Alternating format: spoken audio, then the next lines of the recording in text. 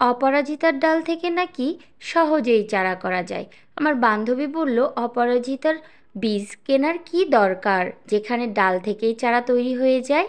তাই আমিও বললাম, কি বলো, সত্যিই কি অপরাজিতার ডাল থেকে চারা করা যায়?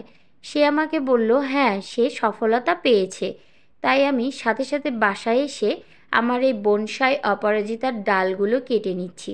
আমি এই গাছটাকে লতানো করব না, বনসাই করার জন্য এর আগেও 2বার কেটে ছোট্ট করে রেখেছি।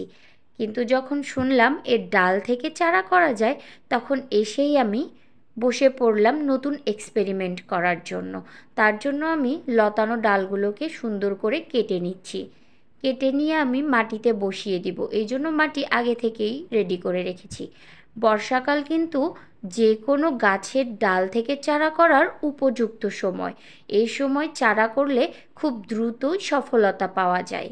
যাই হোক, আমি ডালগুলো সুন্দর করে কেটে নিচ্ছি। হাই এভরিওয়ান, আসসালামু আলাইকুম। অনন্যা গার্ডেনে আপনাদেরকে স্বাগতম। এই যে ডালগুলো আমি সুন্দর করে কেটে বাছাই করে নিলাম, এখন আমি মাটিতে লাগিয়ে দিব। এই জন্য আমি ছোট্ট একটি পট নিয়েছি, যেহেতু ডাল থেকে চারা করব, বড় পট নেওয়ার প্রয়োজন নেই। এই যে ডালগুলোকে আমি সুন্দর করে ছাঁটাই করছি এবং গাছের 2টা নোট পর্যন্ত পাতাগুলোকে কেটে ফেলে মাটির ভিতরে পুঁতে দিচ্ছি। এই নোট থেকে কিন্তু খুব সহজেই শেকড়গুলো গজাতে সক্ষম হবে। যাই হোক, দেখা যাক 20 দিন পরে আমার এই এক্সপেরিমেন্টটি সফল হয় কিনা। এই যে আমি মাত্র 4টা ডালি এর ভিতরে লাগিয়ে দিলাম। দেখা যাক এখন আমার এক্সপেরিমেন্টটি কি অবস্থা হয়। 20 দিন পর ফিরে এলাম আমার এক্সপেরিমেন্ট করার জন্য, দেখানোর জন্য। এই যে দেখুন, আমার এক্সপেরিমেন্ট থেকে কিছুটা লক্ষ্য করেন যে গাছের ডালগুলো থেকে কিন্তু নতুন পাতাগুলো গজিয়েছে। তবে এর থেকে চারা হয়েছে কিনা সেটাই দেখাবো। প্রথমটা থেকে কোনো সফলতা আমি পেলাম না, তবে চারার কিন্তু মরে যায়নি, ডাল থেকে নতুন পাতা গজিয়েছে এবং ডালটা কাঁচাই রয়েছে। এই যে দ্বিতীয় চারাটা দেখুন, দ্বিতীয় চারাটায় কিন্তু সুন্দর শেকড় বেরিয়েছে। মাশাআল্লাহ, তার মানে আমি এটাতে সফলতা পেয়েছি, আমি এই ডালটায় সাকসেসফুল।